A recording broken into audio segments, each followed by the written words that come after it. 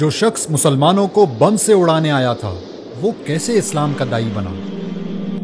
امریکہ کی ریاست انڈیانا کے شہر منسی میں پیدا ہونے والا رچرڈ میکنی ریمبو کی فلمیں دیکھتے ہوئے بڑا ہوا اور اسی کی طرح سخت جان اور طاقتور بن کر دشمنوں کو مارنا چاہتا تھا۔ اس کے اسی عزم اور امریکہ سے والہانہ محبت نے اسے امریکن مرین کور تک پہنچا دیا۔ رچرڈ ایک مضبوط جسم کا مالک تھا اور پیشہ ورانہ عسکری مہارت کی وجہ سے ترقی کرتے ہوئے سارجنٹ بن گیا۔ اس نے امریکی فوج کی طرف سے کئی جنگوں میں شرکت کی۔ رچرڈ اس انتہائی خصوصی چھاپا بردار گروہ کا بھی حصہ تھا جسے بوسنیا کے قاتل ملوسیوچ کو زندہ پکڑنے کے لیے بھیجا گیا تھا۔ تمام بڑی بڑی جنگوں میں شرکت کرنے کی وجہ سے اس میں سخت دلی اور بالخصوص مسلمانوں سے شدید نفرت پیدا ہو چکی تھی۔ یہ نفرت اتنی بڑی کہ ایک دفعہ جوتے کی دکان میں اس نے 2 برقع پوش خواتین کو دیکھا تو ان کی گردنیں توڑنے کا ارادہ کر لیا تھا۔ اسی شدید نفرت کے سبب اس نے منسی میں مسلمانوں کی مسجد میں جمعے کے دن دھماکہ کرنے کا منصوبہ بنایا۔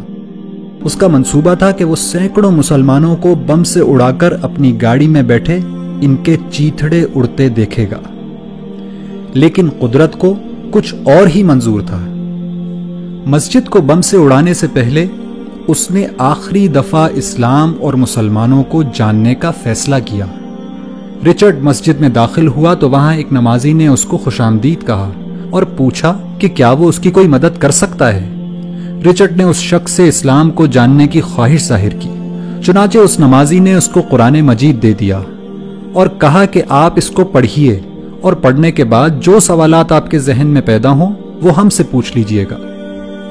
چنانچہ رچرڈ قرآن پڑھتا گیا اور مسجد جا جا کر سوال کرتا رہا، یہاں تک کہ 2 مہینے بعد دنیا نے قرآن کا یہ معجزہ بھی دیکھا کہ وہی شخص جو کل مسجد کو بم سے اڑانے کی تیاری کر رہا تھا آج وہیں کلمہ شہادت پڑھ رہا ہے۔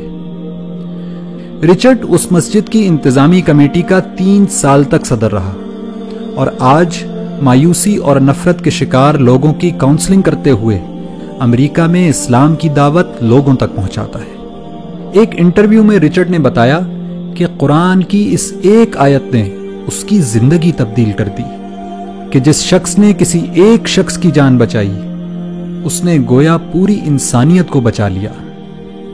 اگر قرآن کی فقط ایک آیت مسلمانوں کے کٹر دشمن کی زندگی تبدیل کر سکتی ہے تو پورا قرآن کیا کچھ انقلاب برپا کر سکتا ہے۔